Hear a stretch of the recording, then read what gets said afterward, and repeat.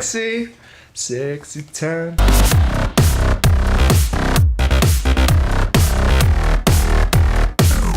Thank you guys for joining us. This is a special episode where we perform an autopsy. That's the, universal sign language for autopsy.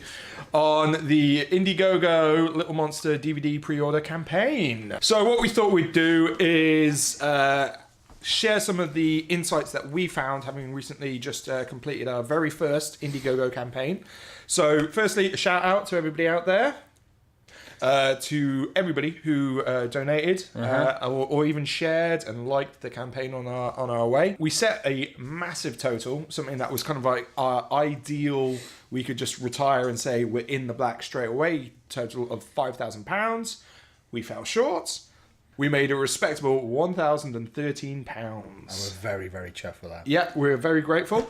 So, really pleased with everything that we did achieve. But us being us, we're going to look back over it and kind of review, reflect, and see what we might do differently next time. So what we thought is, rather than you guys make the same mistakes that maybe we made, hey, you guys get a head start. So Indiegogo, they have various charges and everything in addition to that. So we didn't get the full amount, but we ended up with £885.96, which is really good. That's a lot of money. Yeah, so it works out that Indiegogo and various bank charges took just over 10%. So the amount that they say they take out of that is the Indiegogo processing fee. So that's just Indiegogo, us using their platform. Then a bank fee for every time that they actually took a contribution out of your account if you gave money to it.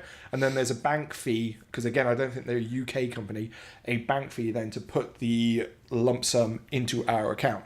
Hence, we end up with £885, which, good news, that's plenty for us to be printing up a chunk of DVDs to send out to people in a lovely condition. And we're just bringing all that info together. We are going to be recording a full production commentary. But so what we wanted to do then is really have a look at the idea behind the campaign, why we decided to do that way, when we decided to launch, how we decided to promote it, and what we thought worked and what we thought didn't work. So Jim, you brought up the good point earlier on when we were nattering about this, is we decided for whatever reason to do a kind of a pre-order campaign rather than a fund our film campaign. Yeah. Now, knowing what we know now, do you think that was a good idea or a bad idea? I just want to drink. So. I think there's pros and cons, isn't there? But I prefer this way of doing it. There's less risk for people who are investing. They can see all that we've done. The film is made, so there's little pressure there. I just prefer it that way, to be honest. And also you don't want to be stressing about making the film, and then you're totally reliant on people backing you. Otherwise, the film does not get made. I mean, it is more of a proactive way, because you can just make the film you want to make, and then hopefully through support and people chipping in, you can kind of recoup some of that money back, and then, So yeah, I prefer it this way. Yeah, I definitely stand by our original decision behind it, and we always kind of thought rather than go out for Indiegogo, because again, I think if you tried to raise money and you didn't raise the amount that you wanted to raise to actually make the film, would that be so disheartening that you wouldn't want to follow through with the film? Yeah. And also, as you were saying, it's less risk for our investors, the people contributing to that campaign, because the film has been made. Yeah. So really, it's then up to us to be able to take that film, bunch of extras, put it on a disc and get it into your hands. So I absolutely agree with that. I'm intrigued based on our experience of it, though. I would like in the future, it's the first time I'm saying this to Jim, so let's see his reaction. I'd be intrigued in trying to do a proper Indiegogo campaign to actually fund the making of a film. What? Yes, we can look into that. We'll talk about this on camera. Well, yeah, I mean, it wouldn't hurt to look at that and see. I mean, again, this is a trial period for us, dipping into the Indiegogo kind of campaign realm and seeing what's possible. Yeah, we could have a look into that. I think one of the things, obviously, that doesn't work with a DVD pre-order campaign such as ours is the people contributing don't feel as much ownership because we've already made the film.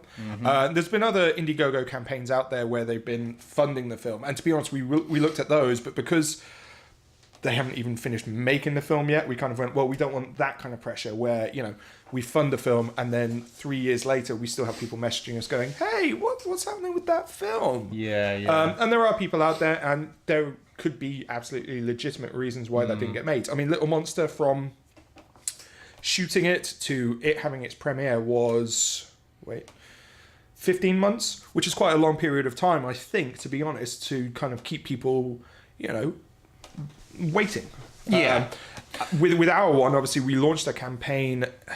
Did we do it I think though, if the reason why it took a bit of time is because we did relax in the post-production period, didn't we? Yeah. I think if we had people waiting for us, perhaps we would have sped up that process a bit more. It was very much the people coming to us and saying, hey, we want to premiere your film. That was the kick up the arse that we needed. Sometimes you need a deadline. Absolutely. And that's something that, absolutely, we're going to be kind of setting for ourselves in future as well.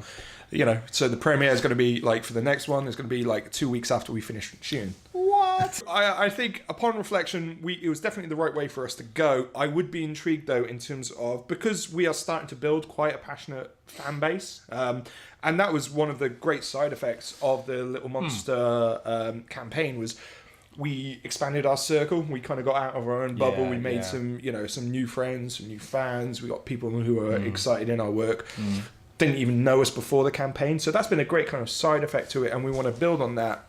And I know some of the feedback we had before we started that campaign from people, especially when we were talking about the producer credits, is, are people really going to be interested in a producer credit after the film's already completed? Yeah, because that's a fair question. Yeah, I know, because I suppose the more traditional Indiegogo campaign route is to get people right at the beginning, a concept, idea, and then there's the whole journey of the whole pre-production, production, post-production, and then you feel more attached to a project. So that is a fair question to ask, and I think it's got to be right for the specific project as well, though. Like our next one, I would say probably wouldn't suit. It needs to be more of a kind of a crowd-pleasing, fan-happy kind of film. Other ones which have done quite well and been successful have, like slasher genre. They've got very passionate fans. Sci-fi films, they tend to do quite well.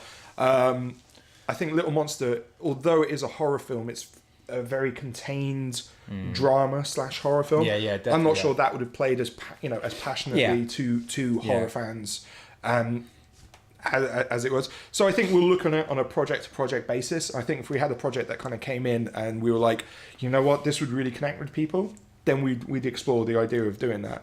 Realistically as well. And the amount that we'd be asking for, and again, I think outline specifically what it was for. Next time on Dragon Ball Z. Our ultimate goal was to raise £5,000. we're going to live the high life. We are keeping it. We're already living in gym.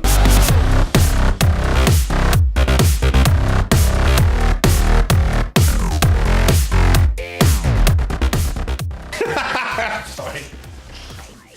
Oh my god! I regret none of my life decisions.